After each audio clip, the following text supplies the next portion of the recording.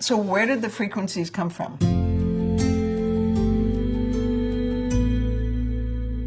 I got this list from an osteopath who bought a practice in 1946 that came with a machine that was built in 1922, and that machine came with a list of frequencies. But where did the frequencies come from? Here's the thing. Back in the early 1900s, probably starting about 1906, 1908, there was a growing interest in electromagnetic therapies.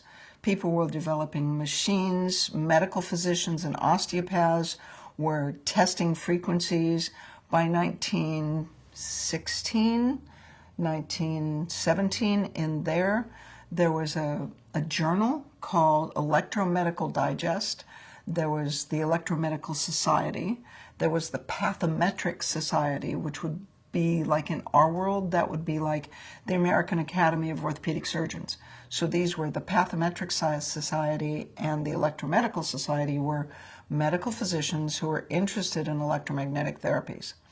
I have no idea how somebody in 1922 decided that the frequency for the tendon was 191 hertz and the frequency for the nerve was 396 hertz.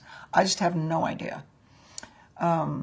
Because in about 1910, and in the next 7 years after that, the Flexner report came out. It was funded by the same people that they had a drug company. Can't remember who it was. Anyway, so it was funded by the American Medical Association, and they were trying to standardize medicine because there were no medical schools. There was no standard of practice for medicine in 1910. So the Flexner report came out. By 1917, the AMA, which is the one that granted the license to practice medicine, the AMA said, hey, you guys that are using electromagnetic therapies, you really ought to knock it off. 1922 came along. They were still doing research, still making machines, still having meetings. The journal was still being published. There was a pathometric journal.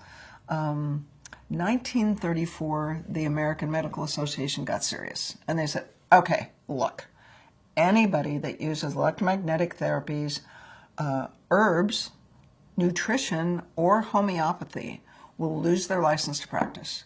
And they would just brought the hammer down. So it all just shriveled up.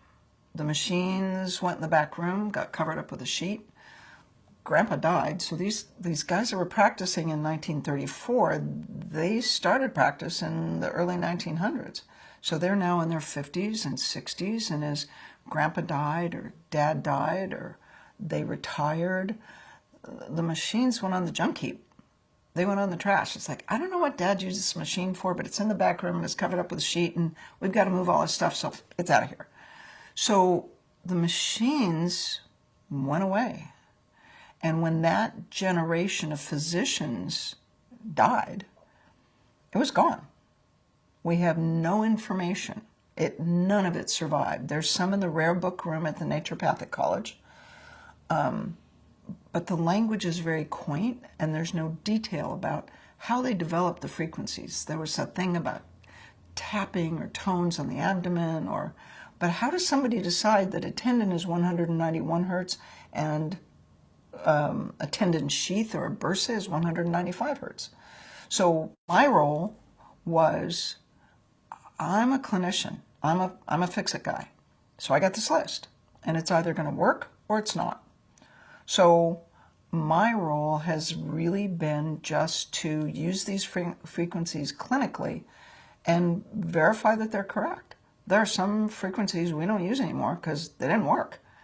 So there's a frequency for sclerosis. I could not find anything it was good for.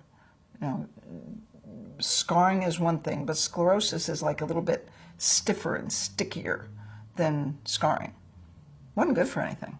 So I was just about to dump it when I heard from Tom Myers, who's an anatomist and a myofascial expert. He was teaching a class for us, and I said, I can't figure out what sclerosis is good for. He said, well, adipose sclerosis, the fat. I have a frequency for adipose. And it turns out that's the only thing that sclerosis is good for.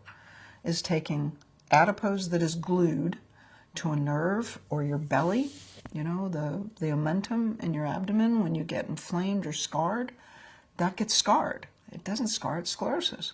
So once I combined sclerosis and the adipose, that worked.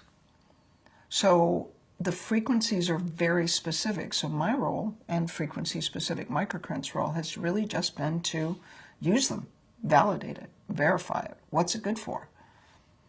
What do they do? They either work or they don't. And that was the first year when we were experimenting with it. The first year was all about treating myself, treating George, treating my kids, treating volunteer patients. If a frequency was not correct, if we used a frequency that didn't do you any good, we had to find out if it would do any harm. So that was the first task. If a frequency doesn't work, is it going to hurt you? So that's the first thing we found out was no. If there's nothing for it to resonate with, it just goes right on through. Doesn't do anything. Okay. Once we knew it was safe, then we could go on testing them. So that's where the frequencies came from. They came from a list. And where the list came from, I can't tell you. I wish we knew. That's the missing link. It's a part of medical history that is lost. But it's been a real adventure verifying what they're good for. People will always want to know, well, can you come up with new frequencies? Can you make new frequencies? Can you scan for them and find out about them? It's like, I'm having enough trouble figuring out how to use the ones I have, right? If the frequency is correct, the frequency combination is correct, then it always works.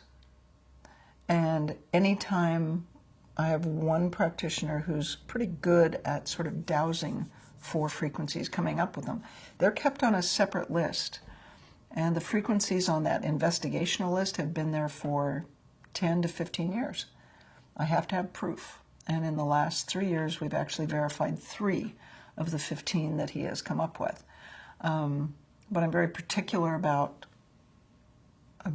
preserving the integrity of the list that I got. Since we don't know where it came from exactly or how they did it, the least we can do is protect it and make sure that it is conserved and preserved accurately, and also make sure that there's no harm done, that we keep track of what works and what doesn't.